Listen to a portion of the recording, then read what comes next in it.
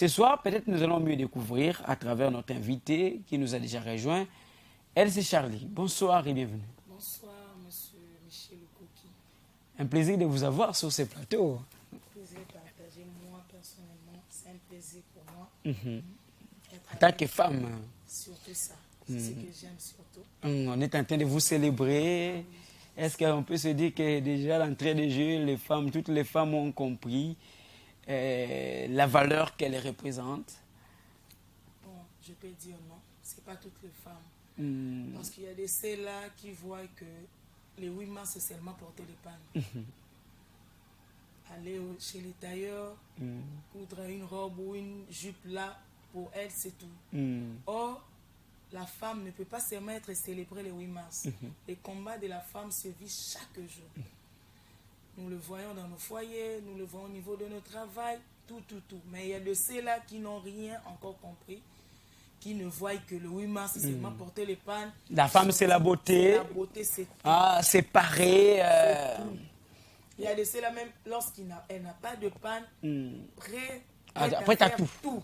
Parce que Pourvu le qu'elle pourvu qu'elle puisse avoir ce pagne-là. Ce pagne-là, et puis c'est tout. Et le 9 mars, nous reprenons la même chose. Donc, ça veut dire que le pagne, même le pagne a perdu l'image qu'il représentait hier. Parce que lorsqu'on parlait du pagne hier, c'était l'image de toute une culture même, hein, la culture africaine, qui représentait même la valeur de la femme africaine. Personnellement, au Congo, en RDC, moi je me rappelle dans les années 90 jusqu'en... Même vers 99, hein, disons. Même si vous faites un mariage coutumier, la femme doit porter le pagne. Et on ne sait pas la culture. Nous avons perdu notre culture et aujourd'hui, nous avons pris la culture des Ouest Africains, la culture des Nigériens. On a embrassé. C'est un aspect culturel important. Et heureusement, c'est une femme qui est en train d'évoquer ça sur ce plateau. Je ne sais pas quoi dire. Donc, cette valeur-là. À cette époque-là, si moi j'avais vu ma tante qui s'est mariée à ce moment-là, elle avait porté une panne. C'était génial. Il y avait même des pagnes qui portaient des noms tels que mon mari est capable. Il y a un mobile, il y a Coca. Voilà, donc le pan symbolisait toute une image. Et au regard de toutes ces réalités, on voit même les autorités refuser parfois le port de pagne lors de la célébration parce qu'ils ont compris que les gens, au lieu de s'accrocher à ce qui est important, à la valeur qu'incarne la femme, ils sont allés vers autre chose et même les cultures occidentales, je dis les cultures extérieures que nous avions pu récupérer, que nous avons embrassées, et ce sont des cultures qui nous ont déroutés en même temps. Oui, moi je n'ai pas... Bon, la ministre, je ne sais pas, mais elle n'avait pas tort. Moi personnellement, c'est pourquoi moi ce jour-là, je ne porte même pas de pagne. Ah, d'accord. En tout cas, je ne porte pas. Parce que je me dis, la femme a un combat autre que les pagnes. Très bien. Et arrivé le 9 mars, cette femme-là, on continue à le marginaliser chez son mari. Tu vois une femme mettre les histoires pour vendre, elle a des enfants qu'elle doit nourrir, et l'homme est là, la femme prendre charge d'une maison pendant que le mari est là. Très bien. Moi, je me dis... Mais ça dépend, là c'est la complémentarité, justement. La femme est là, l'homme et la femme sont complémentaires. La femme peut aussi aider son mari. C'est-à-dire que vous voulez que les femmes comprennent la valeur qu'elles incarnent. La valeur qu'elles ont. C'est pas s'arrêter, tu portes les pannes, tu manges, tu sors, tu t'habilles bien. Pendant que tu souffres. Est-ce que le problème c'est parce que la femme est en train de souffrir ou le problème c'est aussi la femme elle-même qui doit prendre conscience au-delà de ce que vous êtes en train de dire, prendre conscience et considérer et comprendre en même temps que je suis une personne humaine à part entière, j'ai réellement un rôle à jouer. D'ailleurs, je joue déjà un rôle, mais je dois réaliser que ce que je fais, c'est quelque chose, mais je dois encore continuer à me battre pour apporter des solutions. Ce n'est pas à l'homme de nous aider, nous-mêmes.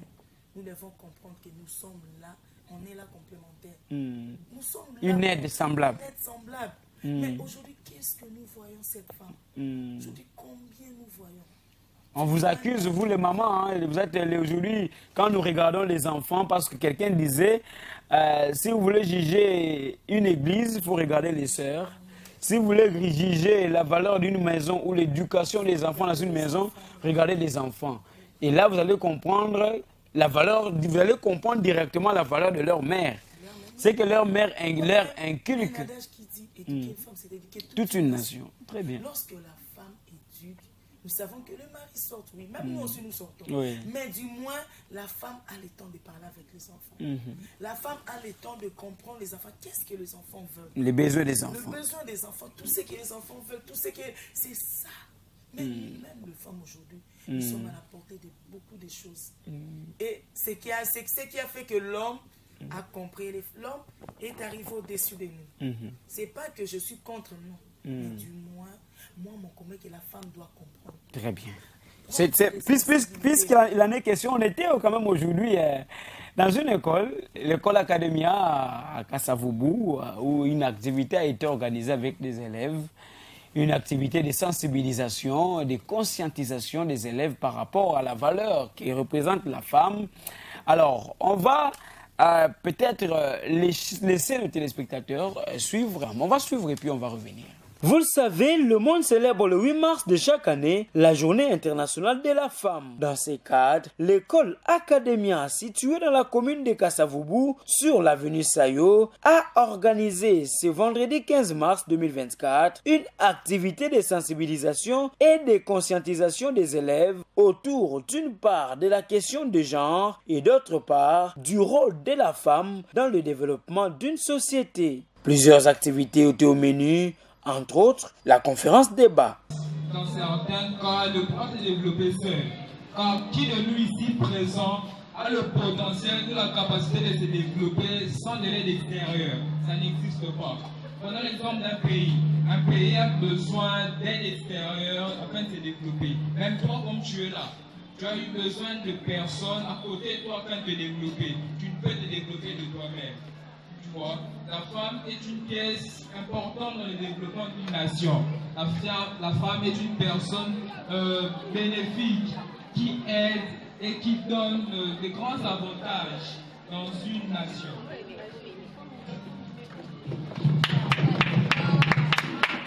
Mais ce n'est pas ça. Vu que l'homme, c'est lui qui s'occupe de sa famille. C'est lui qui subvient aux besoins de sa famille. Donc, la femme est là juste pour l'éducation des enfants, préparer et tout. Elle n'a pas besoin d'aller au travail. Donc, c'est que vous dites, je suis contre cela. Donc, dites-moi aujourd'hui. Donc, qu'est-ce que vraiment le travail de la femme à part l'éduquer aux enfants? Parce que tout ce que vous dites là ne me convainc pas. Ici, l'arbre, elle casse la connexion avec les instruments. Toi, femme, si on te dit de ne plus faire ton travail, à cette adulte, ma chérie, tu as totalement tort. Oui, les femmes peuvent combiner le travail et le ménage. Il y a tant de femmes dans ce monde qui ont changé le monde, développé le monde. Prenons l'exemple de Madame Rose. Ah ouais? Mimez et encouragez fort votre collègue. Acclamez-la et vous tapez fort. C'est grâce à elle que vous connaissez si bien le français. Ben oui. Vous les hommes, vous devez comprendre que la femme est supérieure à vous.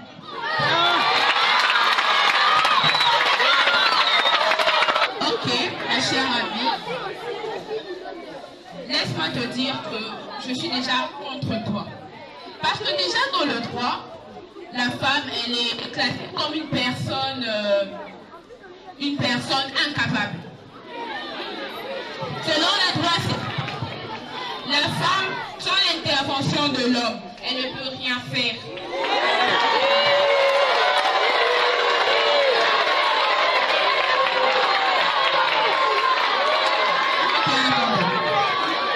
Elle ne peut rien faire sans l'intervention de l'homme. Pour faire un commerce, pour voyager, elle a besoin de l'autorisation de son mari. Sachez-le.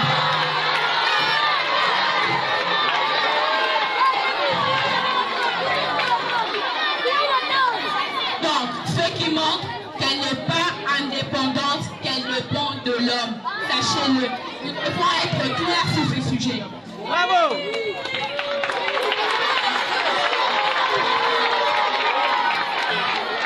Mon cher, laisse-moi te dire que tu te trompes. Tu dis que sans l'homme, on n'est rien. Alors pourquoi ces hommes viennent nous faire la cour? Pourquoi ces hommes viennent nous demander en mariage?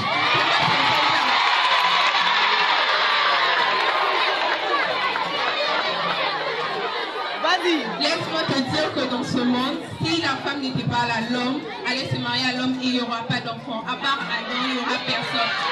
C'est dit dans la Bible que je te donne un neutre qui sera égal à toi et qui te donnera des enfants. Alors laisse-moi te dire, s'il te plaît, l'homme n'a pas sa place par rapport à la femme. Merci. Déjà, en t'entendant parler, tu nous as ramené sur de la femme, sache que l'homme se suffisait à lui tout seul. Oui. Tu nous dis. Cette activité a opposé deux groupes dont le premier garde la conception ancienne autour des droits de la femme, notamment celle qui considère la femme comme un être inférieur et faible. Et l'autre groupe qui, au regard de l'évolution et de la mondialisation, pense que cette conception est révolue, la femme étant un véritable partenaire de l'homme qui doit être respecté et considéré. Un débat houleux qui a démontré le niveau élevé d'encadrement que reçoivent les élèves de cette école. Et à la fin de cette conférence, les participants, particulièrement les élèves filles et quelques dames, ont salué l'initiative des autorités de l'école tout en notant leur satisfecit au regard des idées développées lors de cette activité. Aujourd'hui, on a montré l'importance d'une femme. On a prouvé qu'une femme n'est pas seulement, son travail n'est pas seulement de la cuisine. On a prouvé aussi qu'une femme peut travailler comme les hommes. On a montré aussi que la femme n'est pas inférieure à l'homme. Nous avons parlé de la femme. On a eu à défendre, les hommes ont défendu et puis les femmes aussi ont défendu. La chose que j'ai eu à retenir est que nous ne devons pas sous-estimer l'homme et puis nous ne devons pas aussi sous-estimer la femme parce que les deux sont égaux. L'un et l'autre se complètent, comme vous venez de le dire, l'esprit et l'âme se complètent. En mode, c'est que nous devons combiner le tout, l'homme et la femme doivent se combiner pour faire un, pour pouvoir faire quelque chose de bon. J'ai retenu que la femme, c'est pas un être faible au fait. La femme, elle est égale à l'homme. Parce que sans l'homme, la femme ne peut pas arriver à faire certaines choses. Et sans la femme aussi, l'homme ne peut pas arriver à faire certaines choses. En fait, aujourd'hui, à l'école Academia, nous avons célébré le 8 mars les droits des femmes. Nous avons organisé une conférence qui avait opposé deux groupes qui parlaient. Les uns défendaient les droits de femmes et les autres les hommes. Ce qu'on peut retenir, c'est que la femme a certainement évolué. C'est plus la même femme mondialement, au niveau mondial, dans notre pays. La femme a évolué, la femme a compris qu'elle a vraiment un gros rôle à jouer dans le monde, dans notre pays. C'est plus la même femme. Raison pour laquelle nous, ici à Academia, nous inculquons les mêmes valeurs à nos filles. La femme peut. Il suffit juste de la volonté. La femme n'est pas inférieure, la femme est égale à l'homme. L'homme sans la femme n'est rien, la femme sans l'homme n'est rien. Nous jouons dans la complémentarité. Il faut noter que, vous savez, chaque 8 mars, le monde célèbre la Journée internationale de la femme. Pour l'école Academia, ils ont estimé nécessaire de repousser cette célébration à ce vendredi. Et là, vous avez, comme vous l'avez constaté, des élèves se sont exprimés par rapport à la compréhension ou l'image qu'ils se font de cette célébration, si vous voulez, de l'image qu'ils se font de la vraie émancipation féminine. Vous savez déjà qu'il y a un problème sérieux qui se pose par rapport à cette question. Notamment, il y a des femmes qui ont une compréhension erronée de cette émancipation de la femme, ou encore beaucoup d'autres qui ont peut-être une bonne compréhension, mais qui parfois subissent beaucoup d'influence. Dans ce cadre, je vais changer avec un professeur.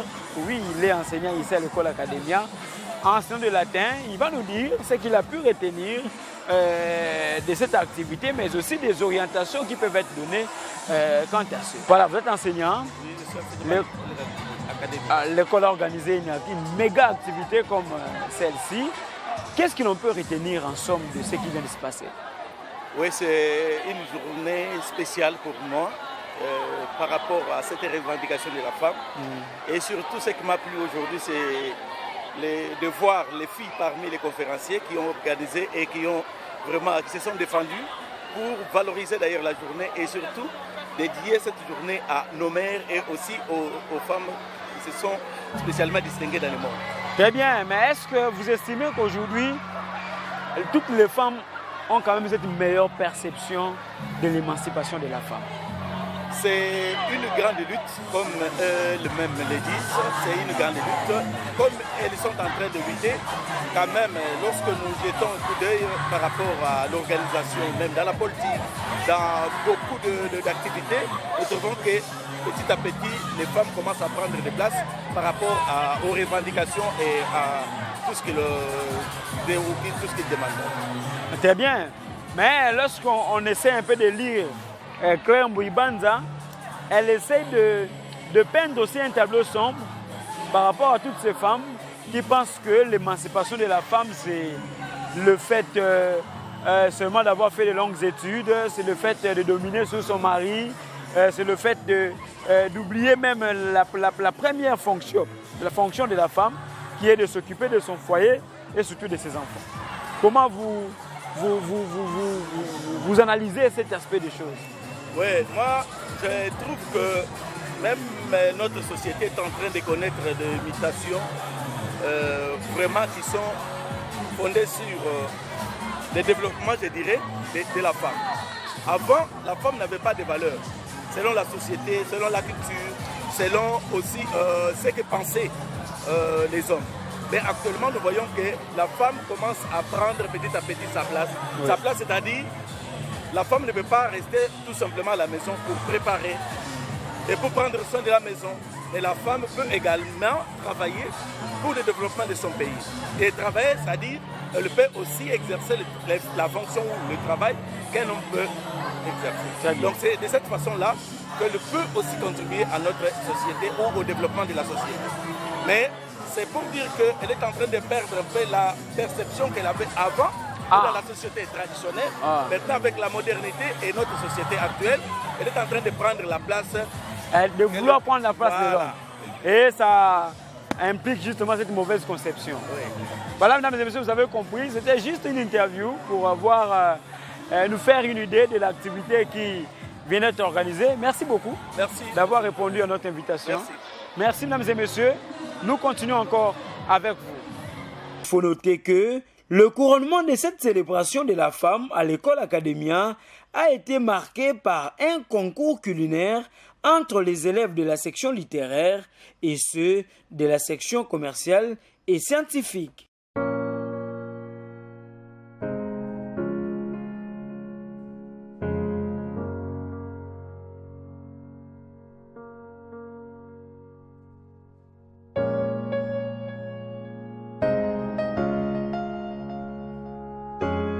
Tout est bien qui finit bien. Une ambiance bon enfant a marqué la fin de cette activité.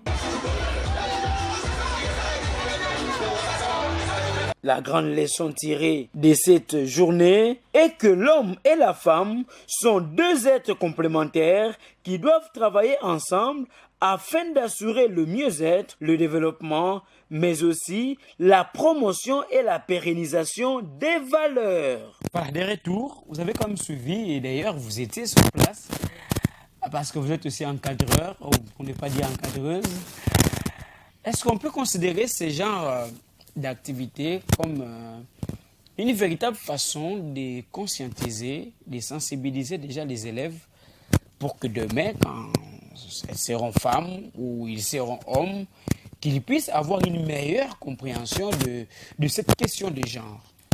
Merci, Miss Koki. Oui, ce sont des activités encouragées. Pourquoi? Parce que si je retourne un peu en arrière, nos grands-parents ou nos parents ne nous ont pas aidés.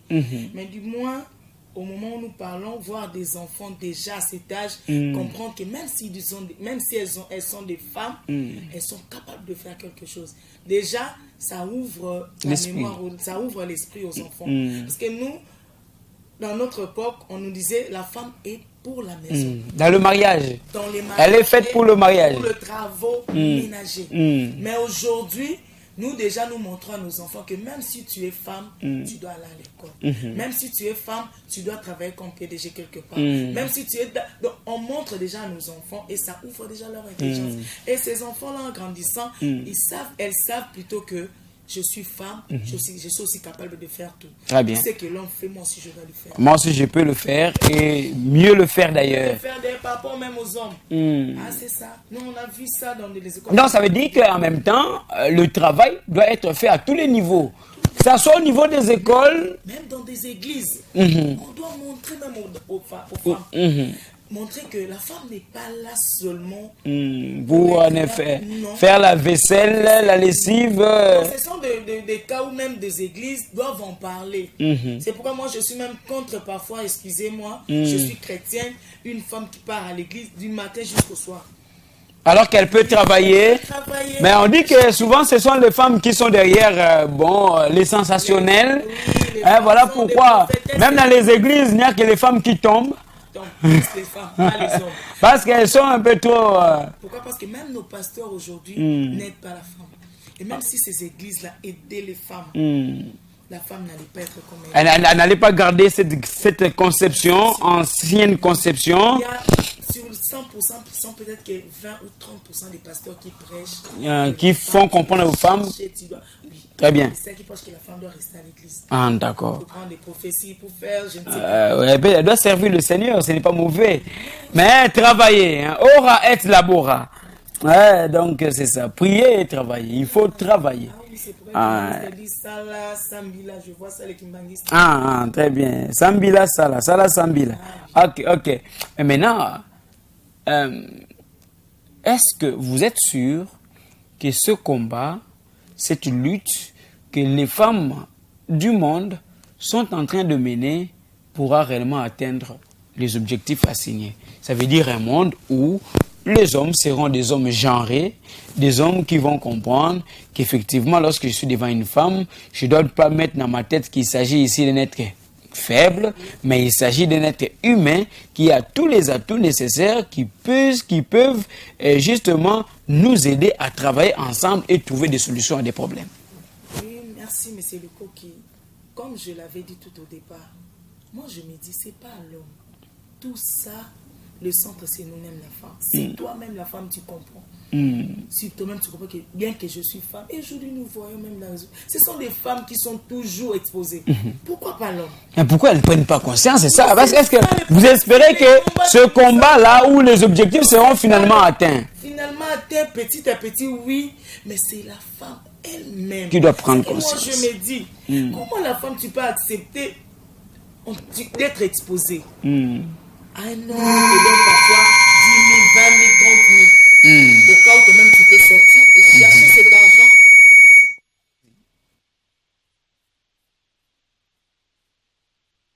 Moi je l'ai dit, c'est nous-mêmes la femme.